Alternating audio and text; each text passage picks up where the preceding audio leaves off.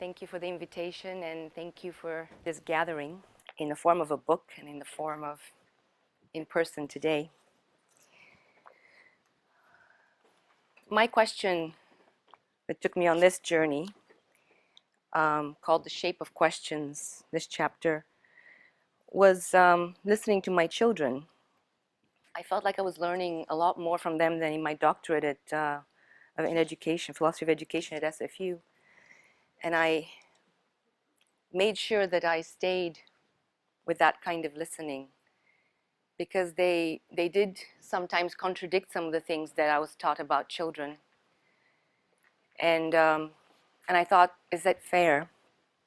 I had a sense that they're just these unique beings. And later on, after I'd been gathering things they said, I encountered Alison Gopnik's book, The Philosophical Baby, in which she says, we used to think that babies and young children were irrational, egocentric, and amoral. Their thinking and experience are concrete, immediate, and limited. In fact, psychologists and neuroscientists have discovered that babies not only learn more, but imagine more and experience more than we would ever have thought possible. In some ways, young children are actually smarter, more imaginative, more caring, and even more conscious than adults are. She even goes as far in her book to say, children and adults are different forms of Homo sapiens.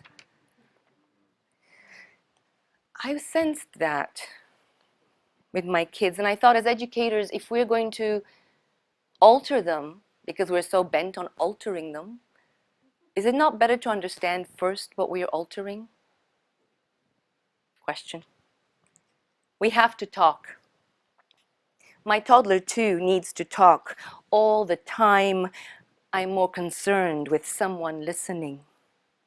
Lonelier than we appear, driftwood of the mind seeks the company of streams, the tentative encouragement of the banks that bear us.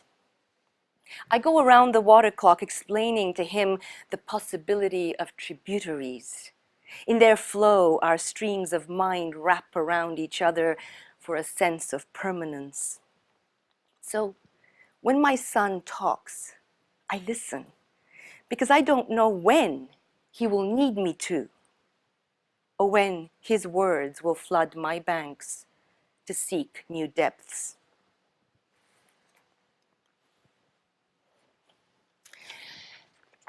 He's having a bath in the bathtub, and I hear this conversation in the bathroom between his dad and him.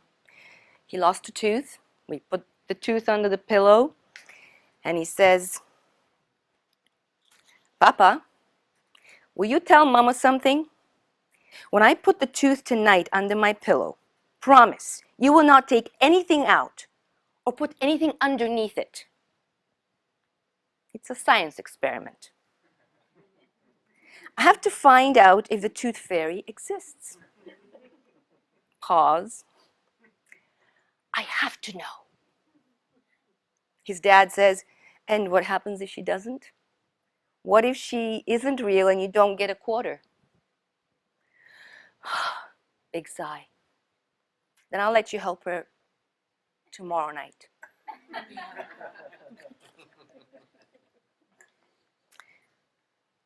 Mama, don't you get scared when you see pretty things? Mama, no, I get excited. I get scared when I see pretty things that it makes me so surprised, I get scared out of my eyes. You know, people listen to children and we're like, oh, how cute.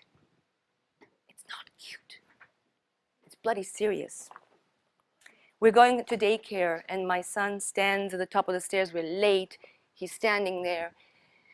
I'm running. I'm flustered. And he says, Mama, do you know, while dandelions will never die, and I'm standing there at the bottom of the stairs, and for one moment I thought, there's nothing more important in the world than right now.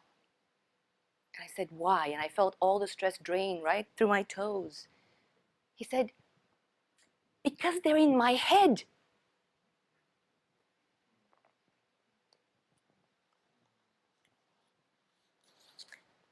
So I feel that we can learn a lot by listening to them.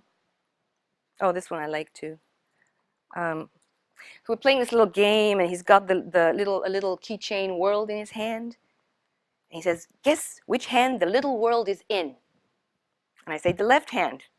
He shows the right one. I said, no, the left, not the right. Then he shows an empty left. But that's not fair, I said. You moved it. You were not playing by the rules. You don't know the rules of the game. He said, yes, I do. I said, what are they? The rules are that you never guess which hand the world is in. What are the rules of the game? The big snow of the year. We stomp up the hill to daycare. In his third winter, the face the color of sunrise, maroon hat turning white, shoulders easy under snow. He makes the sound of someone crying. Who's crying, I ask. Snow crying. Why, I ask. Because we step on snow's face. Snow has so many faces. Are children philosophers? Are they poets? As a parent and educator, philosopher, and poet, I think of the child's world as a natural place where, quote Jan's Wiki, nature is not merely the collection of undomesticated biomass. Nature is the tendency in things to be what they are, and in that tendency to present themselves as both distinct and connected, a place resonant and coherent. Bachelard says poetry forms the dreamer and his world at the same time. For Bachelard, childhood is a state of mind. So we can all go back to that place, and poets help us get there. The rooms in which we dream. I remember childhood, clean sheets flapping in the wind, snapping a tune. We laughed vertically through ourselves, thought ourselves tangential to everything dying. Being with you makes me remember, makes me again known to myself. Most days, the mind is a sharp blade that cuts through my morning, squeaks rusty. Some days, it is still a bird flying north. The rooms in which we dream have fragile walls. Words become slippery fish in the hands of ghosts as they argue over their lost names, as they sit over my shoulder, so many eyes fastened to the night. On days when the shadows creep up our forgetting, I squeeze out the backyard through a loose slat in the fence which partitions the meadow into strips of light. I'm swallowed whole by the tall yellow grass, remember through my hands and knees.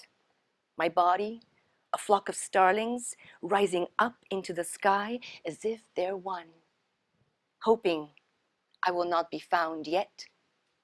Hoping I'll be missed. At 7, we're on the beach for hours. We haven't talked. We get in the car, and my son, 7, begins. It feels like life is a system, he says in the back of the car. I pull a pen out and start writing this. When God is dreaming, he dreams about all this. Then he tries to make it when he's awake. And this time, the finish of the dream would be the sun does a supernova. And it will be dark. And when God's up, he tries to make things, and he fails. I'm puzzled by where all this God talk comes from, because we do not talk much about God. And why does he fail, I ask, which I thought was kind of silly to interrupt and ask a question, but because it is pure dark for a long, long time. Does he succeed when there's light? Well, there is light all around him, but when he dreams. Or it could be the other way around. His dreams are all dark and nothing, and when he's awake, he invents different things, and they become real. What made you think of God dreaming? I don't know. Maybe I dreamt it. Mommy, why aren't you starting the car? 2 years later, I find a quote by Liang Li. Maybe this isn't the news. Maybe this is a dream God is having and somebody should wake him up.